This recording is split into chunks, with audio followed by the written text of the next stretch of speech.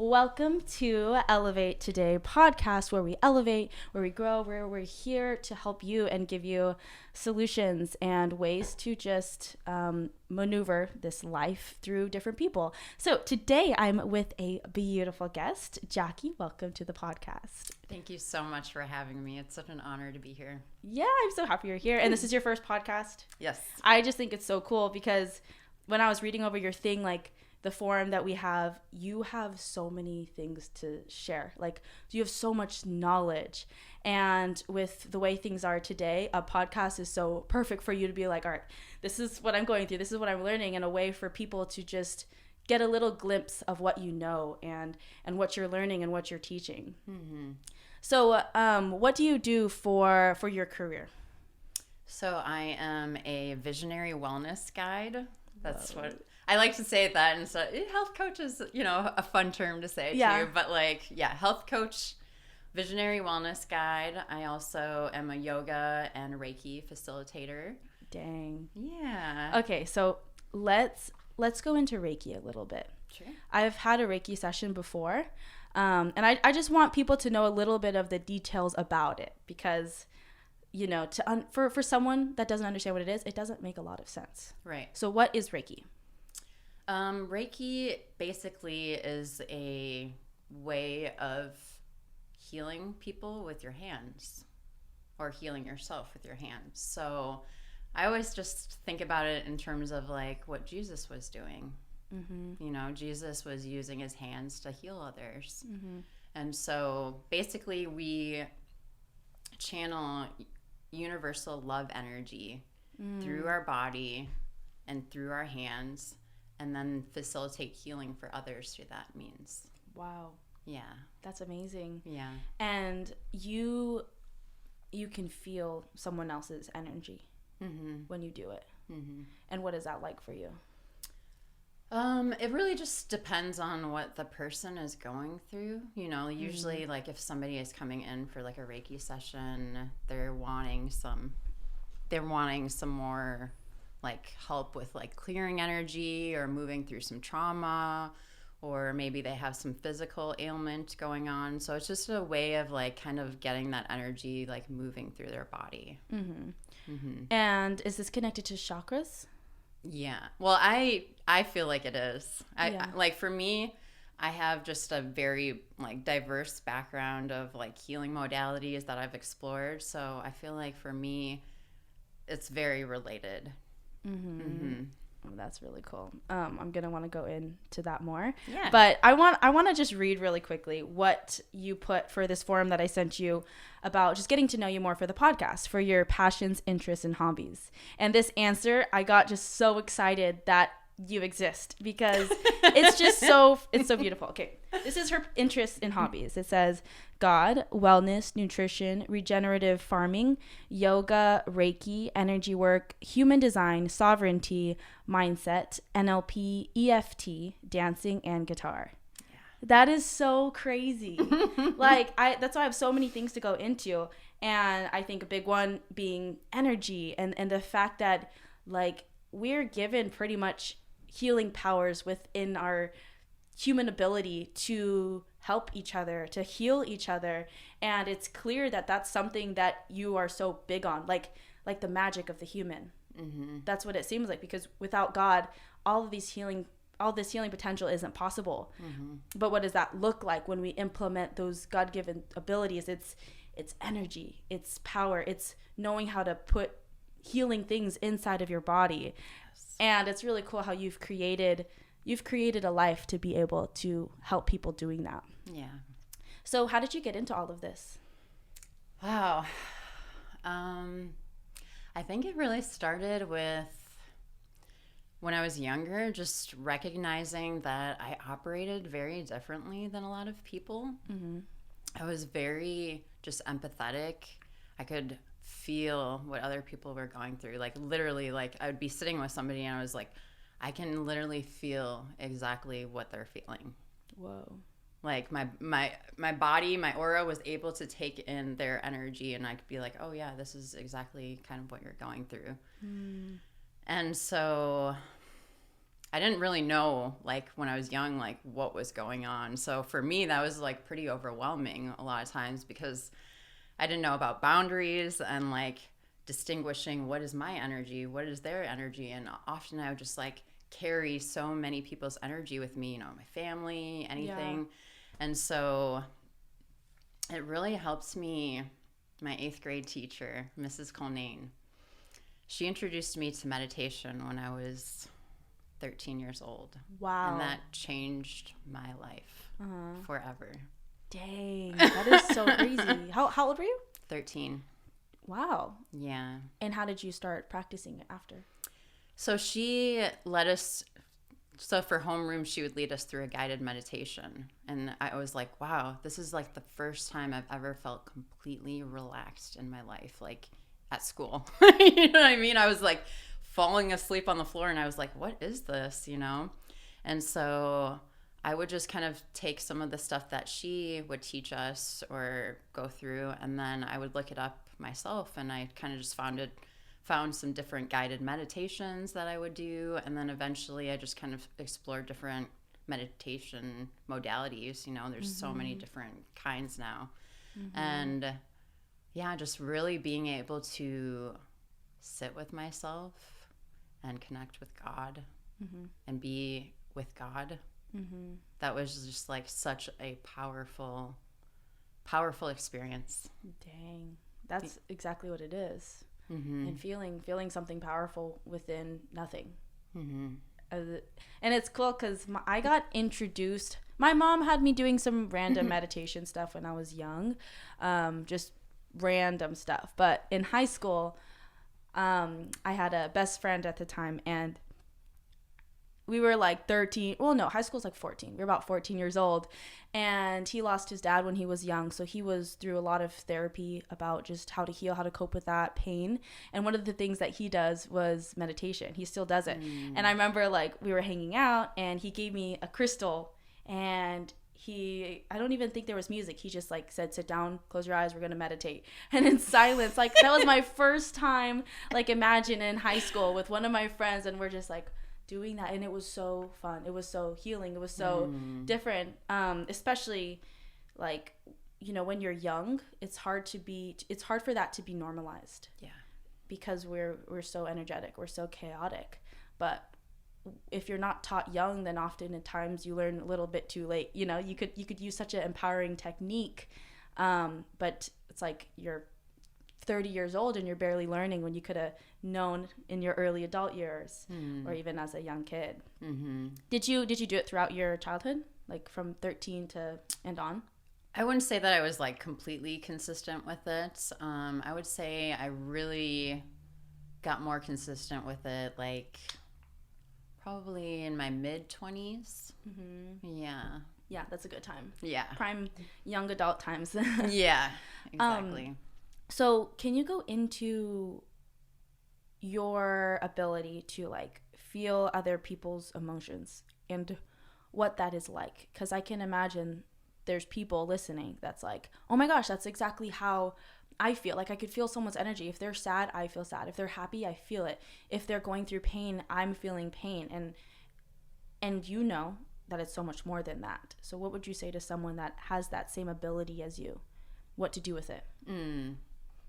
I think like learning about boundaries is a huge thing, like I mentioned before, because it can be really overwhelming when you feel that and you really don't know what's going on, and you're like, what? Like, I wasn't sad. Like, why am I sad now? You know, like, I think it was very confusing growing up with that and like not really understanding what was going on. And then, you know, with more research and learning more about my human design too, that has like really, really helped me, because that human design will help you like kind of break down what your strategy is. So that helps you to like operate better in the world and more effective according to your energy type. So yeah, learning about boundaries, being able to discern what emotions are yours and what emotions are others, and then being able to also like learn how to like cleanse other energies off of you, taking space, like learning how to like separate yourself from that when you have taken on another person's energy, and like making sure you cleared that out. How do you do that? You can do that through different modalities. Some people like to use like sage, different kind of incense, crystals. You can do like a meditation thing too, Reiki. Yeah, there's so many different, taking a shower. There's a lot of different ways that you can clear your energy. What is human design? Human design. Yeah, what is that? Yeah, so basically it's like your energetic blueprint. So it's basically the map of like who you are. Whoa. Yeah, so it's really fascinating. It combines like astrology, I Ching, Kabbalah, forgetting one more system. Oh, and the chakra system. Whoa. Yeah. Have you ever looked into your human design? No. Oh, it's so fascinating. How do I find it? So a website that I like is the Human Design Blueprint, I think it's called. So yeah, you can just like look up your free.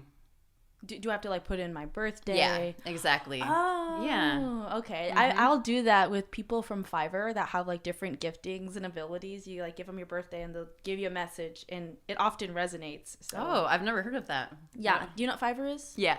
So Fiverr, it just literally has any skill, like any gifting that someone can sell and help someone else, whether it's graphic design, any kind of computer design, stuff like that. And then you just like send them what you want and they'll send it back. And another thing that they do is like your zodiac or something that they can get from, I don't know, some sort of. I didn't even think about that because I've seen them like for like hiring to do different tasks and stuff, but like I never thought that they would do readings like that. Oh yeah, it's. Oh wow, I mean, interesting. I'll literally do anything. Like if someone's offering something that could benefit me in any way, I'm like, I'll try it. Yeah, so I'm definitely gonna look that up.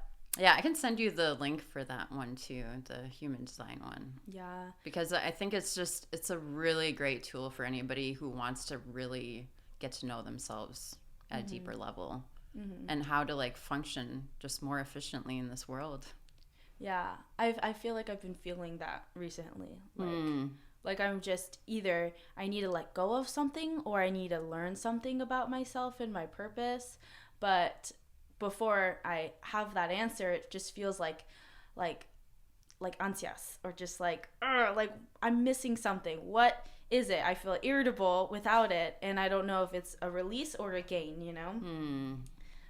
But something like Original Designer, it's like you just need to know a little bit more of who you are, a little bit more clarity of why something is irritating you and why you're drawn to certain things. Yeah, so I'll share the link too so that people could figure out what that is too. Yeah. So I want to ask you a question that I'm sure you've had before, but pretty much you're mindful of Jesus. Yeah. And you're in energy field too. And chakra field and God, and oftentimes maybe the flawed system had made those two seem like they're on opposite spectrums. And that's something I feel very special about you is you see that it's all connected. Yeah. So how have you navigated your faith and maybe even others that are like, you can't blend these worlds. Keep them separate. And you're just like, not gonna happen. So how have you navigated that? Well, I have a very interesting like upbringing because I grew up Catholic, but my grandparents and my mom are Muslim. Whoa. Yeah. So, and then some family members are also like Hindus too. So I grew up with like just a variety of like different beliefs around me. And so for me, I kind of just started looking at the similarities. Like, okay, what are the common messages among all this stuff? And I was just like, wow. I mean, they're all talking about compassion, kindness, love. And I just realized for me, like, I don't need to box myself into a certain identity with my spirituality. Like, I have a strong connection with Jesus, but that doesn't mean that I need to necessarily call myself a Catholic, because I also believe in the chakra system, which, conflicts with that too. So for me, I just see it all as like, it's all love. There's just these like different distinctions. People want to believe slightly different things, but like they're all talking about the same thing. Yeah. I totally agree with that. It must have been interesting for you to be raised both Catholic and Muslim. Yeah.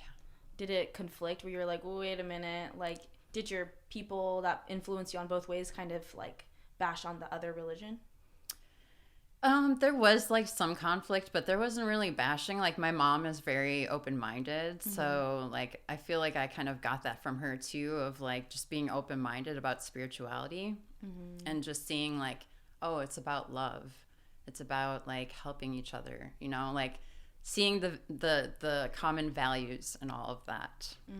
So for me, it was, I think when I was younger, I like didn't understand it, and then I was like, well, why am I this and some of my other family members are that? Like, why aren't we all the same?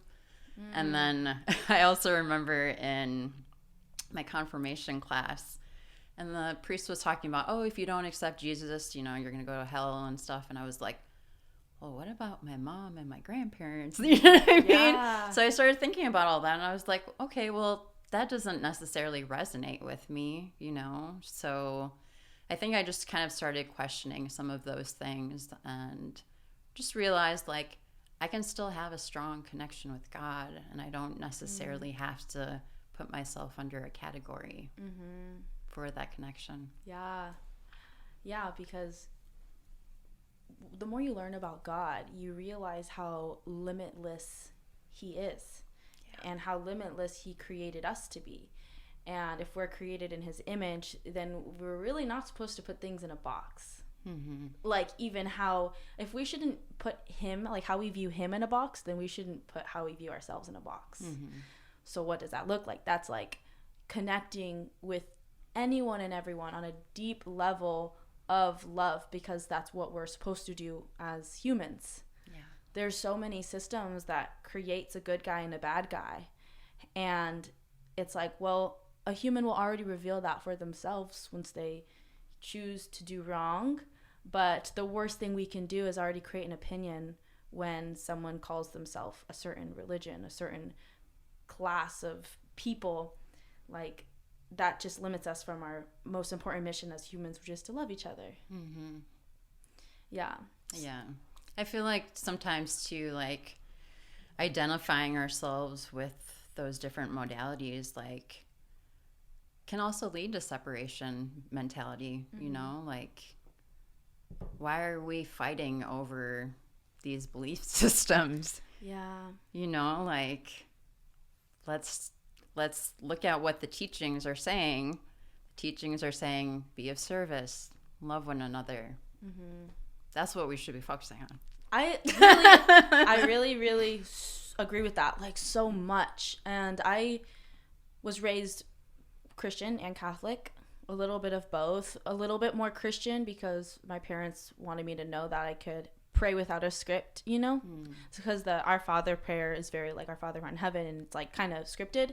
But my parents are like, you can talk to God and have a relationship, and I really love that. But growing up, I'm like, I don't want anything to hold me back from anyone. I want to learn from every single type of person, whatever religion, gender, expression, whatever that looks like, ethnicity. We are meant to be different and learn from each other. The flawed system is what divides us. But why do you think that there is division? Like, why do you think that they create that? Because coming from a religious background, it's not out of an evil intent. It's genuinely what they think is best. Why do you think that is? I feel like division is kind of created for us to grow, to learn from each other and to grow.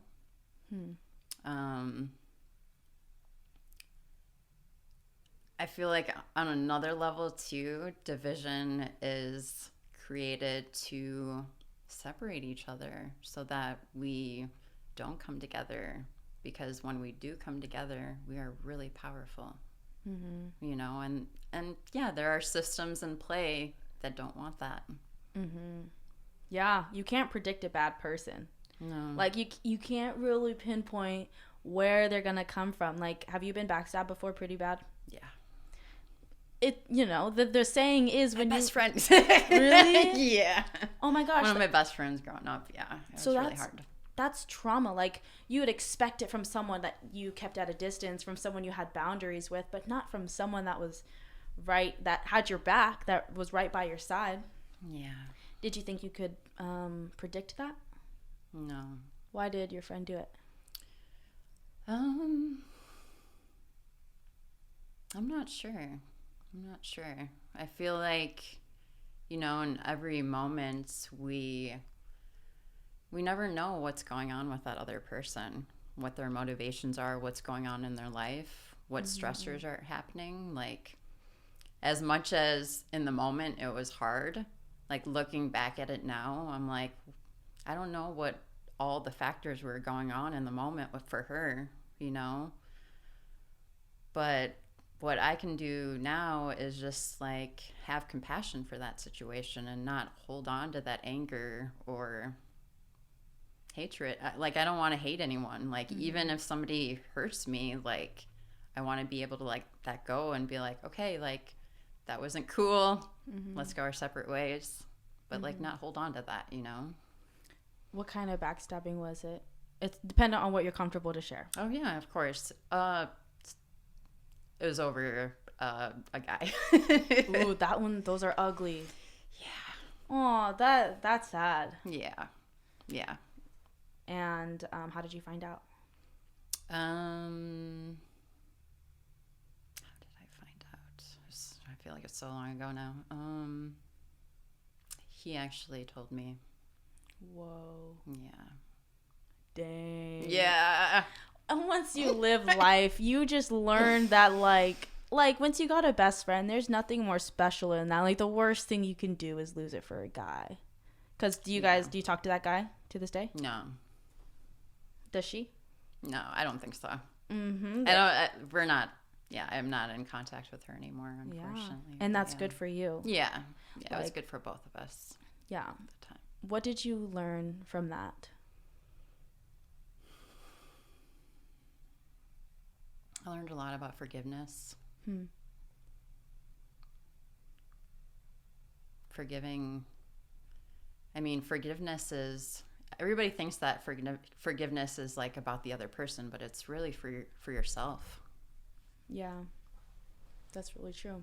So that you can really move on from this situation and not leave your energy there. I feel like forgiveness is a way for you to like really have closure. Yeah, that's really good that you have that mentality from that. Like, I think that a bad backstabbing, a bad betrayal can prevent you from being able to receive love and give love. And that's something that's so unfortunate that I feel like I do see a lot more of these days. Of like, oh, I can't trust anyone, or I'm not gonna go through what I went through again. Yeah. But life is so short, you know? How could one bad experience teach you that when, like you said, and we could feel and be and do anything in any given moment. And just from like even seeing my people, the people I love dearly, get backstabbed, like, I refuse to gain resentment, but like just to realize like the people that you are close to hold on to them so freaking tight, but also not afraid to let them go if they want to. Just like, in this moment, I love you and I got your back, but if life pulls us in different directions, then I loved you now and I'll love whatever your future brings. Yeah. Like, and I'm sure you understand this with what you study, but if you actually deep dive anyone, you can kind of develop compassion for their pain. Someone that does wrong, that hurts someone, that backstabs, they didn't win anything. Yeah. The one that got backstabbed doesn't win anything either. But the one that did it, it's really sad because it's a big reflection of pain that they didn't handle, pain that they didn't know what to do with, that they had to hurt you. Yeah. That they couldn't help but look out for their own best friend. That one's really sad. Yeah, it was a hard one. And was it hard for you to develop new friends after that?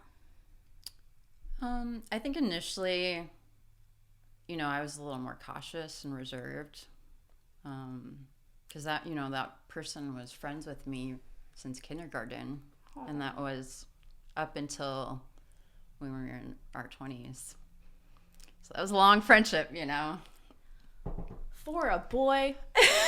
I know. It's so silly now. It's so silly. And it's honestly so real though. Like boys can bring up so many emotions for us, for us ladies, and we're just like, he makes me feel like, so special, so phenomenal. Like, yes, I want to be with you. But just if you think back logically, it's different when you're in the situation. But let that be known. Don't screw up your friendships for a boy. It always goes wrong. You'll never end up staying with him. No.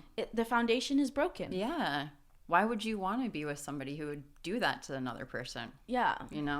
Yeah. And what, for 2 hours of a good time or 12 hours of a fun night just to lose 10 years of a friendship, 20 years of a friendship. That's so freaking heartbreaking. Yeah. So how did you develop your awareness between not letting that happen again?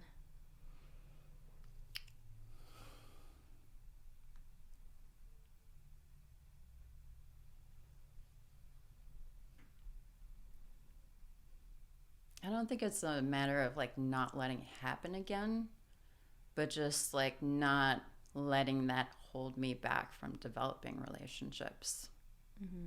Because I feel like we can let a lot of those hard experiences really define how we move forward in other relationships. So for me, it was just really unlocking a lot of that pain around that situation and learning to heal that trauma and recognizing that that's not going to happen in every relationship. I think that's really important to remember is when we do have such a traumatic experience like that, to not let that define every relationship. Because there is going to be that fear there, oh my gosh, if it happened with this one person that I thought I could trust, who else is it going to happen with, kind of thing. But learning to let go of that and be it's going to be a pretty horrible life if you keep thinking like that. There are good people out there. There are people that want to do good and want to have good relationships, and being open to that. Yeah, that reminds me of a conversation I had with a guy that I was flirting with, I guess. We weren't even really talking, but he was just telling me about certain areas of his life where he has trust issues and where his girlfriend pretty much betrayed him, backstabbed him, and that's why they broke up. And he was telling me why that makes him certain ways with me. And I was like, can you not punish me for something that she did? We have to cut that off and receive me as a new person. Let my your expectations of me be because of me and who you know me as, not someone's own pain. Yeah. Because that means you haven't fully healed yet. Yeah. And how sad if someone can hurt you but keep you down. Yeah. Then they really win, right? You got the blade in a little too deep. So what do you call yourself as a health coach? You said visionary something. Visionary wellness guide. So how is that different from a health coach? Well, I feel like health coach sometimes has a lot of connotations to it. Yes. And kind of fitting in with my human design too. I'm a projector.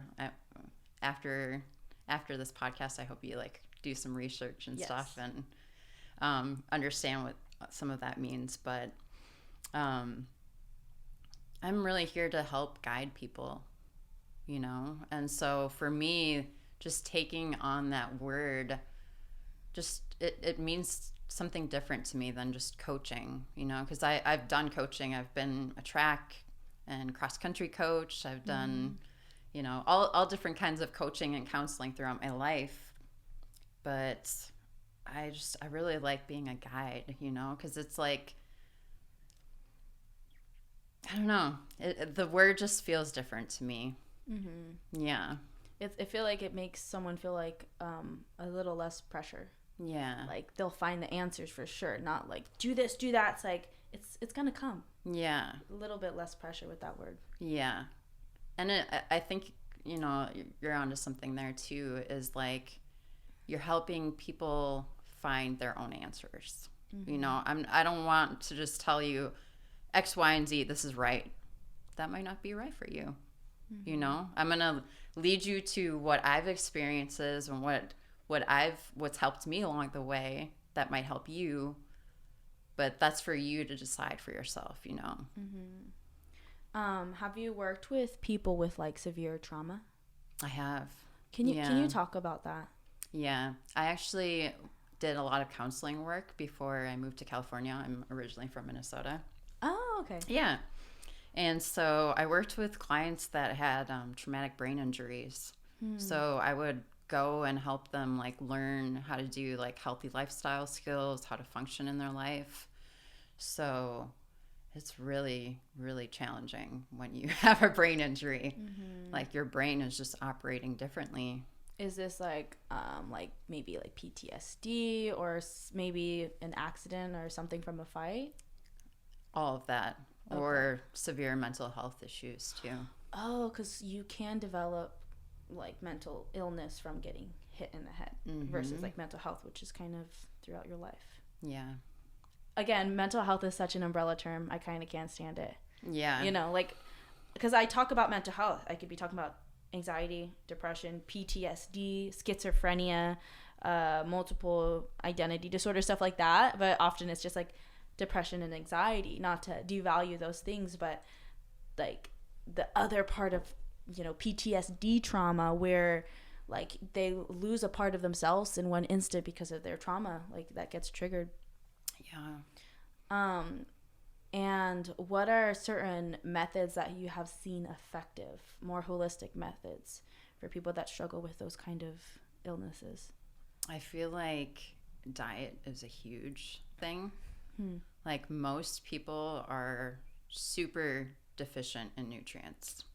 Like our soils are really, sorry, I'm going to tap into a couple different interests of mine, but Yes. Our soils are like so depleted right now that the same, like an apple today is going to be completely different than an apple, you know, in the early 1900s. Like way less nutrients in it. So it's hard because like I don't think a lot of people are educated about this, where, you know, they think that they're eating healthy, but not realizing that they're not getting everything that they need because of the depletion in the soil. Even if they go organic? Organic is the best. Organic for sure is the best. But also you need to know where that is being sourced from. For example, like a lot of organic produce at Whole Foods comes from China. Whoa. Where they don't have the same organic regulations that we do. Wow, people don't know that. That was a huge one for me because I used to shop a lot at Whole Foods because I wanted organic produce. I've been eating organic for a long time, and when I found that out, I was like, wow. Trader Joe's. Really? Trader Joe's is not very transparent about their labeling. Really? Yeah. Yeah. I know. Those were the two big ones for me. That's all we go. Whole Foods and Trader Joe's. Yeah, and you know, I'm not trying to like scare people, just inform people, like use discernment and research where things are coming from, because not everything that's on the label is as it appears to be. So where do you get your organic produce? I shop at farmers markets. I love that. Yeah. So I have like a ritual. Every Sunday I go to the farmers market. My partner and I will go get all of our produce for the week. Do you go to the one next to Oak Ridge? I go to the Mountain View one on Sundays. Oh, okay. Because they have a lot more organic produce. That's really cool. Yeah. So you go to farmers markets for your produce. What about for your like eggs and milk? So I'm actually plant-based. So okay. Yeah, That's I don't. super cool. Yeah, I don't consume milk or eggs. Okay, then for your like, how do you consume enough protein? That's my biggest thing with vegetarians and vegans. It's like they do it because it looks cool, like it's kind of trendy. But you being someone that's really aware of like having all the nutrients that you need, people that aren't, they follow the trend and then they're deficient of protein. So how have you been able to get like the protein in that you've needed? Yeah, I think there's a lot of kind of misconception about protein. I think as long as you're eating enough like good nutrients and stuff, like you don't need to really worry about protein unless you're like trying to achieve a certain kind of body. That makes sense. That's why in like the gym industry, it's like 100 grams. Get your protein in. And a lot of people hear that. So that's cool. But I also, I do sometimes have like protein in my smoothies and stuff, which I get from Purium. Talk about Purium. It's an amazing company. I love it. All of the produce is grown in regenerative soil. All of the produce is picked at its peak, what do you call it? Yeah, peak ripeness. Wow. So you are getting like the most nutrient dense food, organic, pure food, I would say, in the country. Wow. Yeah. And where are they from? Their office is in SoCal. Wow, that's really cool. Yeah. It's hard to find brands that are intentional about those things because they can say they're vegan or something, but they don't talk about like all these other more like damaging ingredients that are vegan, but not as like mindful of soil and stuff like that. Yeah, and I think a lot of people, it's so like as I'm like getting into this field more and more, learning about labels and nutrients and ingredients, like there's so many products out there that are just deceiving people. People think that they're buying healthy things and it's just full of crap, full of fillers and toxins, and a lot of people don't even realize how much like heavy metals are in things. So that's why it's so important to like know where these things are coming from. Like research, like just don't like look at what's on the label, like research about the company and blah blah blah. And yeah, a lot of these companies are owned by the same one organization that is just known for profiting off of what you eat, which often gets you sick. Exactly. And these are one of the things that irritates me the most. Like there's so many flawed systems in the world right now. Like that's why it's so magical to meet someone like you, where you're just so aware. You're aware of the flaws in religion that like it was created for us to connect with a limitless God and have a relationship with like unconditional and loving Jesus, sacrificial and loving Jesus. But religion makes it, don't do that, don't do this, and you're a sinner and you're gonna go to hell, and don't associate with this. False, that's a lie. Food, that's like, oh, like this is healthy, and then you read the ingredients and find out like lies, toxic ingredients. Like no one talks about the soil of the veggies that you eat or why you really should go organic, Yeah. It's just a lot of lies. Like sometimes when I connect with like a new person that wants to help that needs help with like health and fitness, I like to know what they already are doing, but I'm also like, are you willing to just realize that everything that you've been taught is a lie? Are you willing to realize that majority of what you're putting in your body is actually harming you? As sad as it is, they made it hard because you're profitable. whoever they are that we all talk about, they don't really care for you. No. They care for your money. Exactly. But the thing is, here's the funny part. They care for your money, but they'll play you and make it seem like it's cheaper. When if you pay for an organic produce or, superfood protein, it's going to be a little bit more expensive, but down the road you won't get sick. Exactly. Down the road or even now, you'll feel energized, you'll feel alive, you'll have vitality. And it's like, don't just, the biggest point is to be willing to admit that everything that you're putting in your body is harmful. It's everything at this point. Yeah, it is. And that's why it's like so important that we are detoxing regularly.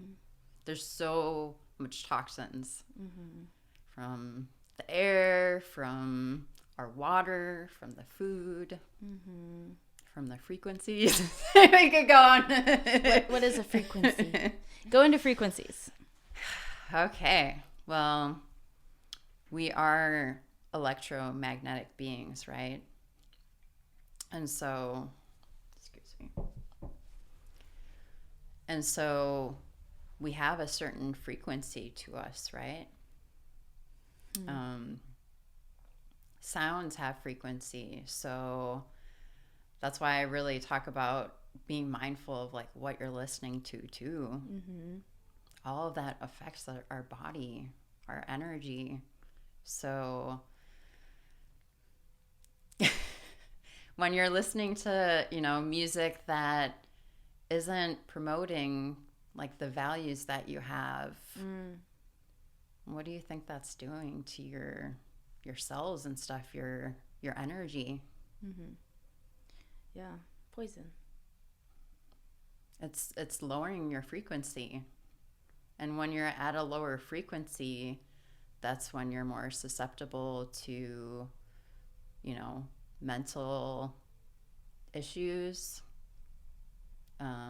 emotional disturbances, health issues. You're more susceptible to being influenced. So that's why it's so important that, when I talk about sovereignty and stuff and all of this, it's like, learn about yourself, learn about your energy, learn about what you're putting in your body, what you're listening to, what you're putting on your skin, all of that. Even our clothes have a frequency too. Wow. Like if we're, I've been slowly trying to change my wardrobe to more like hemp, cotton, more natural fibers, because polyester is really terrible for us. Why? It's not good. It lowers our frequency. It causes health issues. Excuse me. Yeah, I'm like, tell me why, because I am pretty sure I live in polyester. I wear Lululemons. Is Lululemons approved? No. All right. Yeah. Yeah. See, I'm always in workout clothes. Yeah. And I'm like, that material is polyester. I want to be more intentional about that because I'm intentional when it comes to my bed sheets. But when it comes to clothes, like, we often don't think health even goes there. Yeah. Yeah. Do you shop at Whole Foods or something for your clothes? Whole Foods? Yeah, they have clothes there. Oh, yeah. They have some cotton favorite stuff. spot. I try not to shop too much at Whole Foods. Because they're lying to us. Yeah, there's just a lot of stuff going on with Whole Foods that I don't agree with. Yeah, and it's hard. It's hard because they do have a lot of like organic stuff or like kind of niche things, that are hard to find in other places. But it's also like, well, do we want to keep supporting this corporation that's also doing a lot of harm to the world? It's hard, They have like the same mission as people like us, but they're kind of blindsiding you. And yeah. It kind of hurts to hear that about Whole Foods, I know. Everywhere we go, Whole Foods, it's like, yeah, now we're doing it good. We're doing it right. I know. Yeah. So, going back to the people that have had trauma that you've worked with. We actually went off of that tangent talking about how diet is the most important thing, like how someone eats for their like trauma. But as you've worked with like their health and that being a big priority for them, what do you think were some like mental shifts and epiphanies that your clients have had as you've worked with them that have really gotten them to a path of healing? Now, I can't quite say, like, I worked in that job for a couple of years, so like I can't quite say, like, I'm not in contact with them, so I'm not sure like what their lives look like now. But in the time that I was working with them, I saw that like when they felt empowered, they were able to like accomplish more in their lives. So really trying to like empower them and like help them realize like, okay, so some of this trauma and stuff has really impacted your life. What can we do moving forward though, you know? And so trying to set up systems of support, because a lot of these people didn't have supportive systems in their life, like their family, friends. Like a lot of them were either like kind of alone dealing with their stuff, or maybe had like one person in their life. So like having a service or like a counselor come in and help out, I think just having that support system meant a lot to them. Having somebody who like actually cares and shows that they care about them. So that's just to care. Because the reality is, if you didn't have much of a support system, then you probably don't have the means to get a therapist. You know, like you got to hustle to hold your own if you don't have that backing. And like oftentimes if you're in that situation, you can't afford it. So like the solution would be to put yourself in environments where you can find people that care. And that's why I love jujitsu. Like that's where I met Randall. Shout out to Randall. Like I said before, as soon as he came, he just carried this presence of community and family. And he's introduced me to you and many other people, because he's like, they have a message to share. Like, I want to help you. I want to, like, just so much love in life. And I'm like, whoa, this is crazy. Like, you just want to help me. Like, you care. That's so cool. And, you know, it's important to find environments and communities like that. Where is your community where you feel like you can connect with people like that? You know, I feel like I'm still kind of developing that. I'm pretty new to the San Jose area. Oh, I've no only way. been here a little over a year. What? Yeah. Oh my gosh. Yeah. How did that happen? Well, I was in Berkeley before that. Okay. I've been in Berkeley for, let's see, when did I move there? 2014. About like 8 years in Berkeley. Wow. Were you going to school there? No. I moved out to California just to kind of have a change of pace from Minnesota. I don't know how people just like leave their hometown and they're just like, yeah, I just wanted to switch it up. And I'm like, how do you just like have the confidence to go in a whole new environment? I just really wanted to grow. And I beautiful. felt like when you kind of stay in that kind of comfort and safety for a while, like I don't know, for me, I just got antsy. I was like, I need to like have some different experiences. Like I feel kind of like I'm doing the same thing here and I'm not really growing to the level that I want to. So I was like, well, my passions are, you know, I'm really into raw foods. And so that doesn't really match being in Minnesota. What is Minnesota like? What are they known for? So we have all seasons. Beautiful. But the winter is just, I'm not a winter person. Yeah. We've been getting a rough winter the past week, and I'm just like, this is not what I'm used to. No. This has been hard for me. I'm like, I thought I moved to California to be away from this. Yeah. Oh my gosh, I can't stand it. Yeah.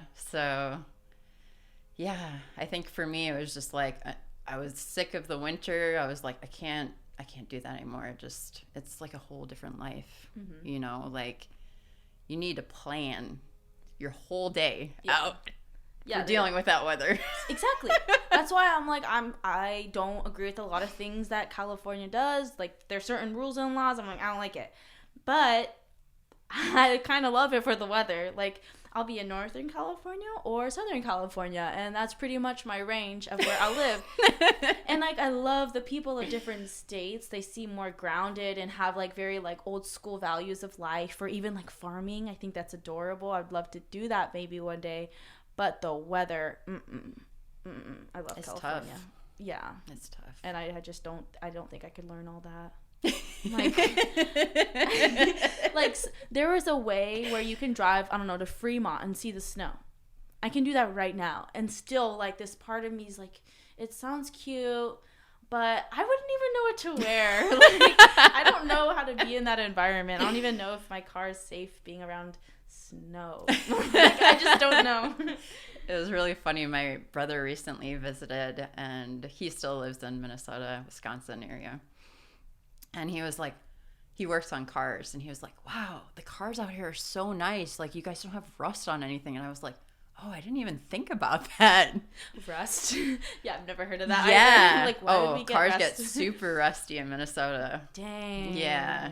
Yeah. Yeah. California, it's beautiful. Yeah. Like, even this weather, it's not that bad. Like, the rain, it's not the whole day. It's like half. It goes away, comes back half. We're kind of spoiled. Yeah, we really are. We're blessed here. Mm-hmm. Yeah. So you're creating your community right now, and Mm-hmm. and that's actually really cool because I just met you. So let's see what we can do. Yeah. But when it comes to like the kind of community of people that you want to create and connect with, and like-minded people, what does that look like to you? I really want to surround myself with people who really want to be sovereign, God, people, and free.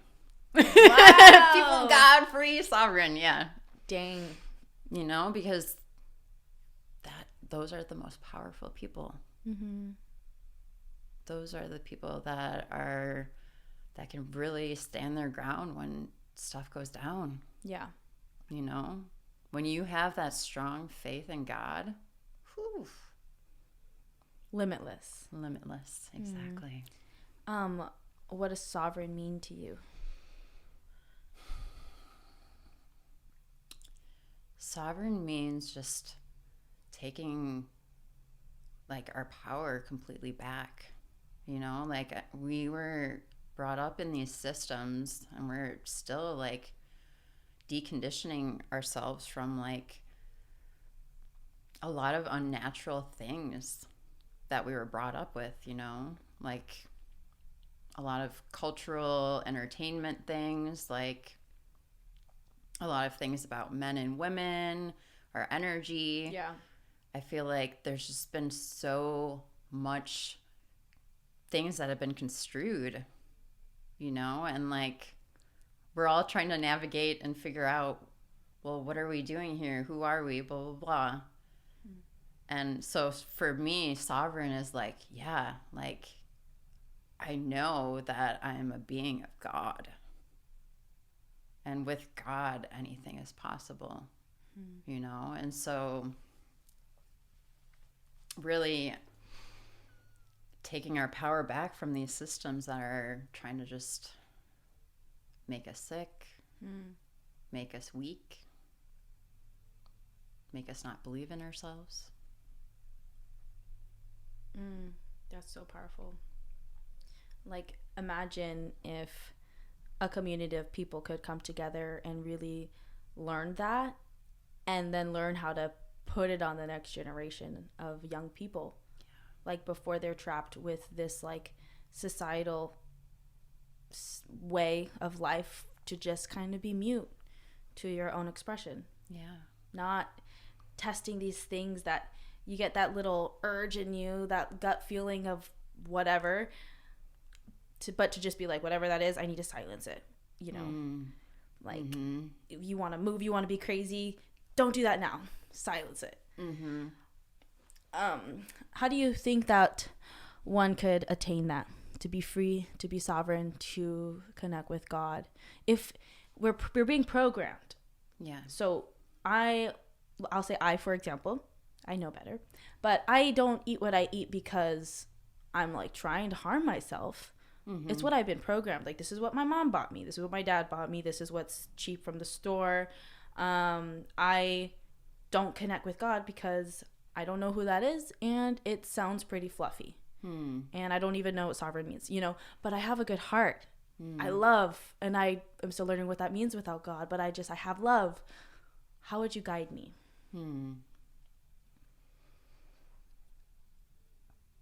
So I would say meditation is like,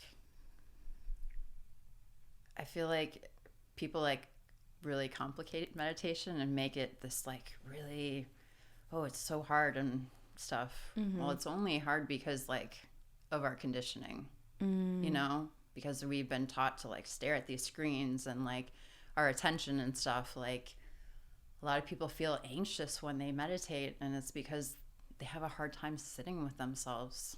Yeah. Not having external stimulation. So I feel like just really sitting with yourself, sitting in silence. Silence is a really powerful healing tool. You know, like if you look at Jesus, a lot of the stories in the Bible of him meditating or going off, sitting in silence, you know, is powerful, because that's when you don't have any of those distractions. That's when you can really connect with God and be with yourself. So really just fine tuning, like getting into a meditation practice, weaning off of entertainment. I feel like that one can be a hard one for a lot of people. A lot of the mainstream stuff, unfortunately, there's a lot of disempowering messages in there. Even if it's not apparent, it could be subliminal. Yeah. Even like subliminal frequencies. Yep. So I feel like, you know, just start becoming aware of everything that you're having in your life and seeing like, okay, like, how is this affecting me? Is this like moving me closer to the person I want to be, or is it moving me further away? And just like start looking at all those things in your life. The things you watch, the things you listen to, who you surround yourself with, what you're putting in your body, what you're putting on your body. Start looking at all of those things. And like, you know, it's a process. Like, it's not going to be like, oh yeah, I'm going to just do all of this at one time. Like, no, just start with like one thing. When you feel like you have like some movement, some momentum on there, then move on to the next thing, you know. Surround yourself with people who are also exploring these areas too. Yeah. And it's cool, like everything you mentioned is so possibly attainable for literally anyone. Yeah. Like, it doesn't matter what environment you come from, you can attain those concepts and principles. Yes. I don't know if you'd agree with this, but when you talked about Jesus meditating, it made me think about this thing that I've read. I think it was when he was by himself for like 40 days or something.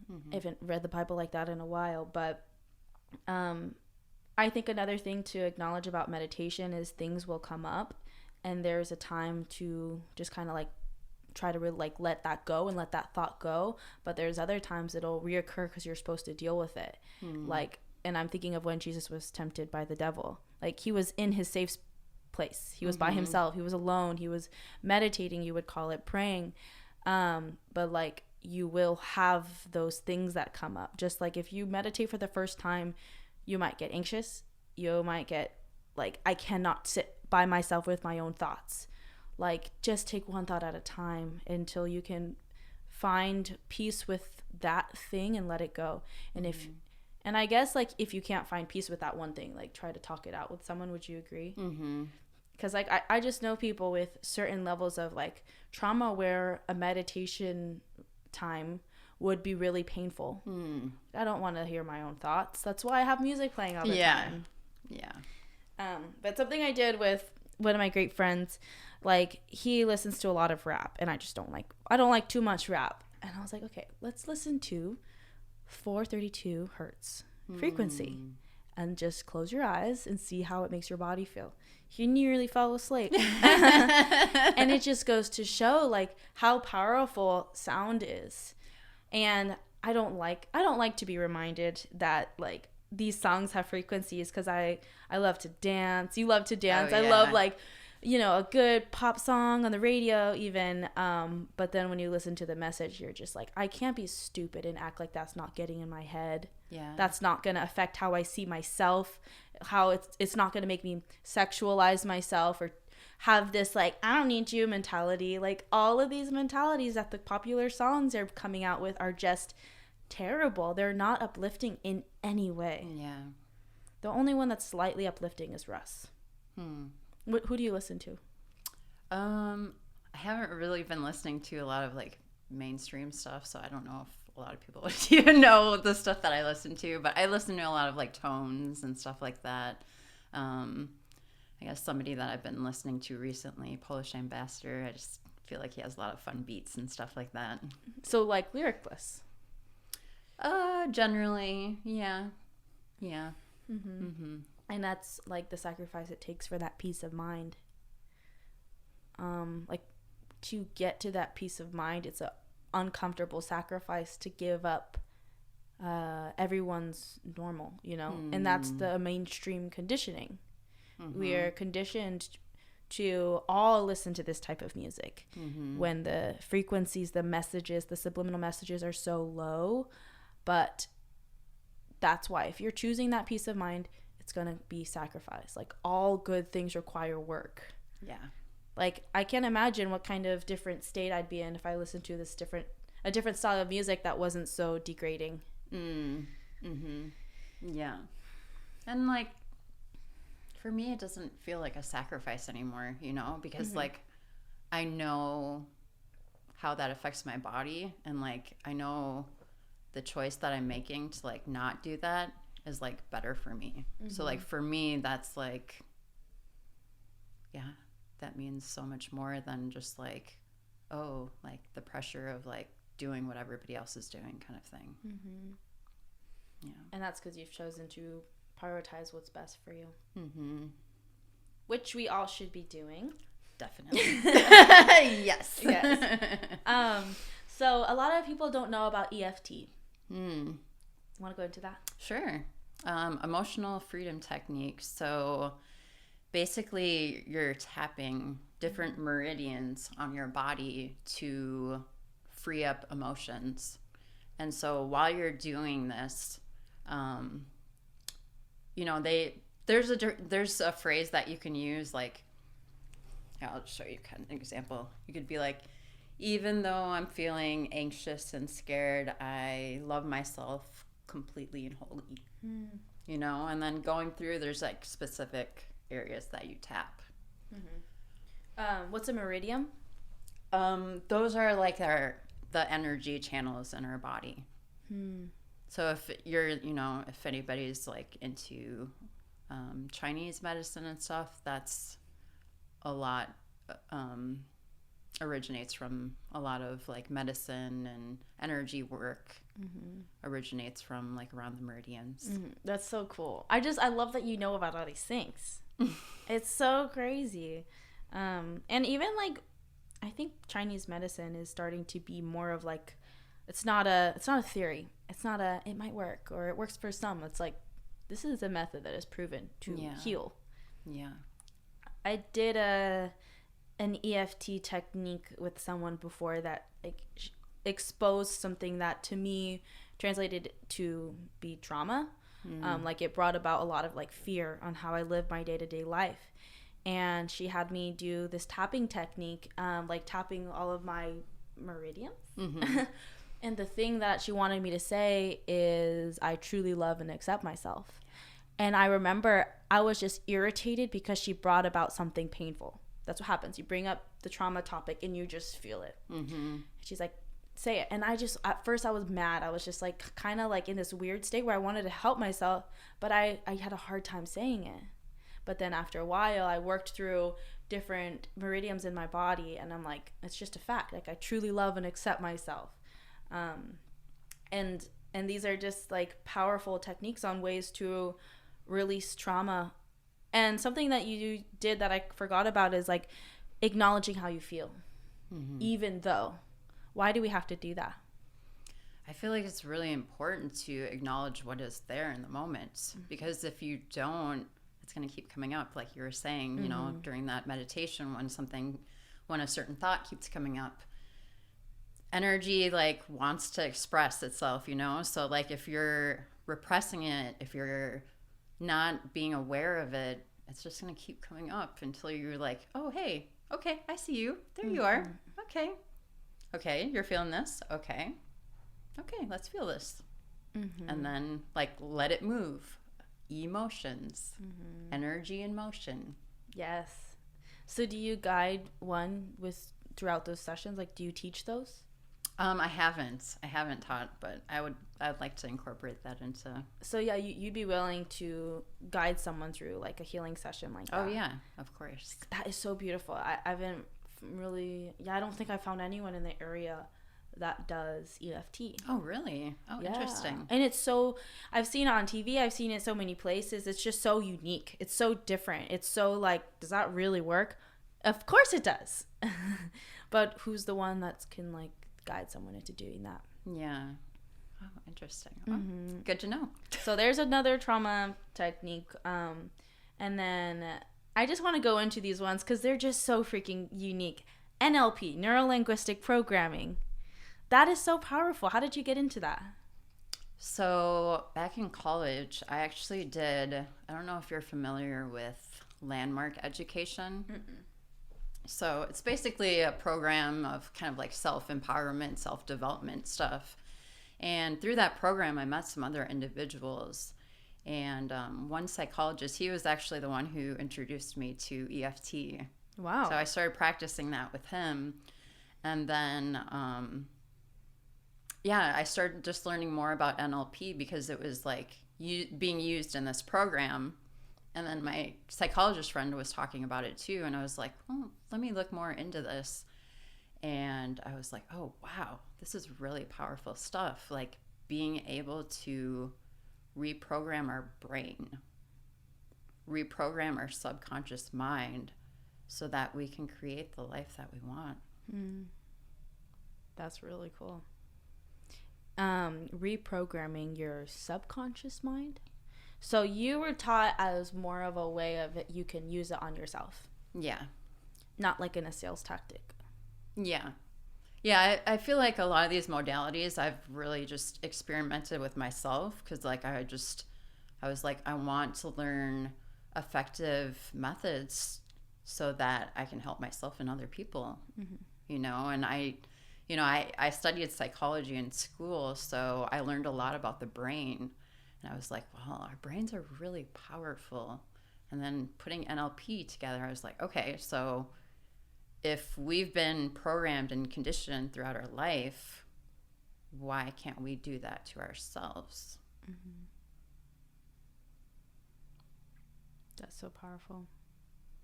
And people like really don't, like I barely just learned about it like the past 2 years, and I just like it. It's kind of weird. It's like it's just so unique. But it's a method to reprogram yourself. Would you say that's accurate? To reprogram your subconscious mind. And can you explain the power of the subconscious mind? So basically, like our subconscious mind is like running the show. Yes, it's running the show. So anything that we are consistently thinking about is what we're going to create in our reality. So if you start programming your mind to think about abundance or whatever you want to create in your life, you keep repeating that every day, you're going to change your life. The subconscious is so powerful that it will create whatever you are thinking about. Wow. negative, positive. So knowing that, why wouldn't we want to focus on creating the things that we really want to bring into our lives? Mm-hmm. Wow. You know? And the subconscious is always listening. Always. So we have like our You cannot fool it. Yeah, you can't fool it. You can't fool it. So the conscious mind is like the space where we kind of like choose the words that we say, where we're like awake. Mm-hmm. Like right now I'm talking with you. Where we can analyze things, yeah. Logical. Yeah. Yeah. And so like the subconscious is when I have my headphones in and I'm working out, what is the what are the spells that are being casted on my subconscious that I'm not really thinking about, but the information is going in my head. Mm-hmm. So it's kind of like what we're seeing without really realizing it, what we're receiving without really realizing it. That's crazy. And so with NLP, that's a method where you can change. You can change your own reality if you don't like the way that you have been programmed. And do you teach that? I don't. I'm not like a fully certified in that or anything. I don't feel like I'm an expert in that field yet. So yeah, I wouldn't say that I would be teaching that per se. It's just so beautiful that like just to have these things introduced, just for people to know that there's so many tools out there to get whatever it is you want. Yeah. Shift your own reality, to like get the healing that you need, to overcome and conquer the trauma. Like you don't have to accept where things are if you don't want to. You can accept them and stay the same and have nothing change. That's perfectly fine. But if you don't want to, there's a little bit more out there. Yeah, exactly. That's super cool. And we are about at that time. I have a few more things I want to go into. That went so fast. I know. And see, it just goes by because we're just talking. Yeah. Like we're doing what we're created to do. So something about time, it just disappears. Yeah. So your future plans and what do you hope to achieve in the coming years? Do you want to share a little bit about your answer? Yeah. So I really want to help inspire just more people and help them realize like you have the power to heal yourself. You know, like everybody thinks that there's like all these external forces outside of you that you have to do to like become something, but it's like, no, everything is within you. And that's such a powerful thing. Like no matter what your circumstances, your background, anything that's ever happened to you, you have the power to change your life.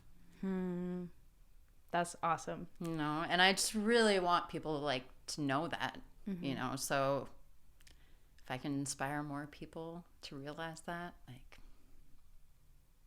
my life will be complete. That's so awesome. I want to plan a freaking party. Like this podcast has introduced me to new people. And like meeting them, I'm like, you would love this. Like last, maybe 2 weeks ago, I did a podcast with someone named Carrie.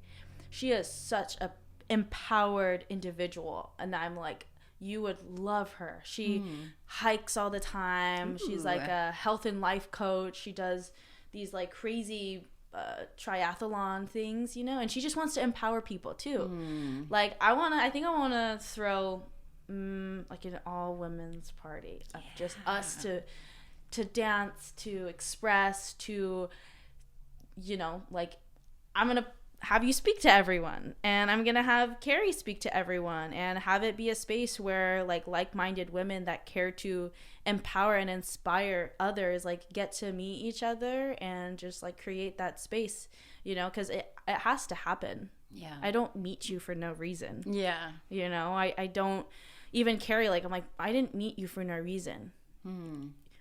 These people need to be introduced to so many, you know. You need to meet like the girls that I know.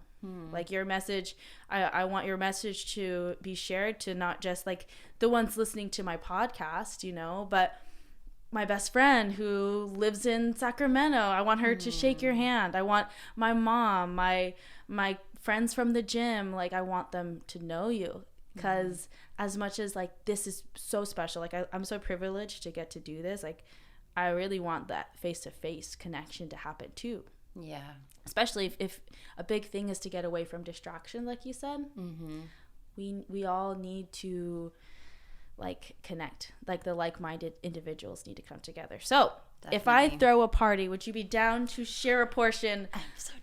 To like imagine if we did like a TED Talk type deal. Like, I don't know, maybe like 5-6 different women just share their mission and their message and just empowered other people to like not hold back, to take responsibility for the power they have inside of them to help others and to heal themselves. Yeah. Yeah. You'd be down? Oh, so down. All right, let's freaking do it. It's gonna happen. I feel like the community just needs more events where they're exposed to this kind of information, you know? Yeah. I mean, I don't know, like, if did you grow up in this area? I did. Okay. Are you familiar with, like, events and things like that where it's, like, wellness focused or health? Yeah. No.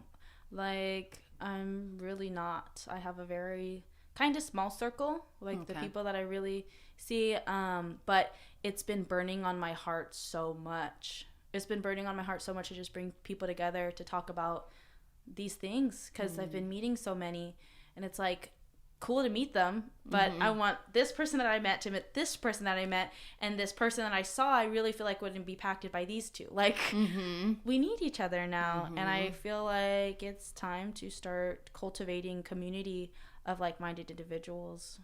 I agree. Because I have lived here my whole life. Yeah. My parents have thrown things like I threw like 1 or 2 ice bath parties. Ooh, you're into ice baths? Nope. Not at all. Not at all.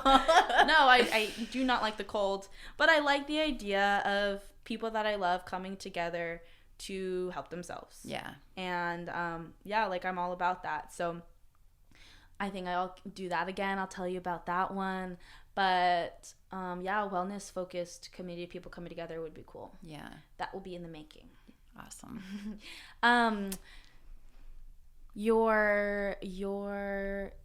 My question for you is, what do you have for the listeners on something that has worked for you on how you've continued to live an elevated life? Ooh. Just being me.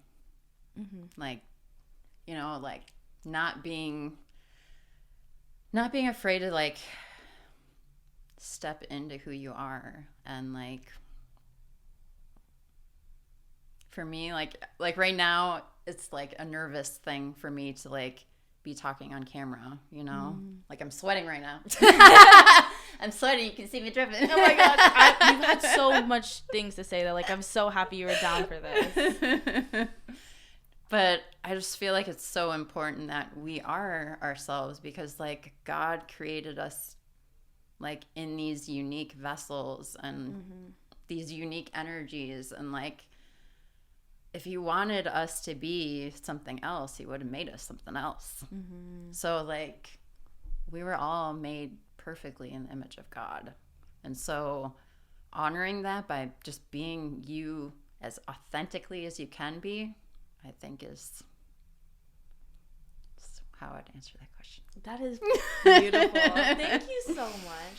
That was a very amazing conversation that I had with you. And this is our very first time like sitting down talking. Yes. We met on Instagram from Randall, and this is definitely not the last time I'll see you. Like I really mean it when I want to plan those gatherings where like you can just share like the lessons and passions on your heart to more people. Like that's what you want to do, and you should. Yeah. You know, so that's going to be something that's going to happen for sure. Awesome. Yeah, so thank you so much for coming on, guys. This is Jackie. Thank you. Your Instagram and a little bit more about how people can find you. Sure. I would say Instagram is the best way to find me. That's kind of the platform I use the most for like just getting my messages out. Yes. And that's at Raw Bliss Greens. And then I also have another page, Raw Cosmic Heart.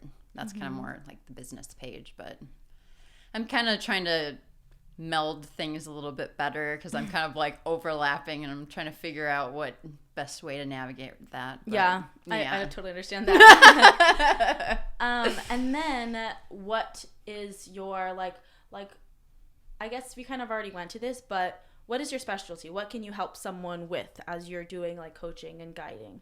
Yeah. So right now I would say kind of like my main focus is like health and wellness. So like more so diet related stuff. So right now I'm helping people with like cleansing, just cleaning up their diet through Purium products. And if anybody wants to hit me up about that, want to know more information about how to just better your body through superfood nutrition, you can hit me up about that as well. That's so needed. That's really cool. Yeah. All right. Well, thank you so much, guys. Thanks for listening. Keep elevating your life and have a lovely day. Yay.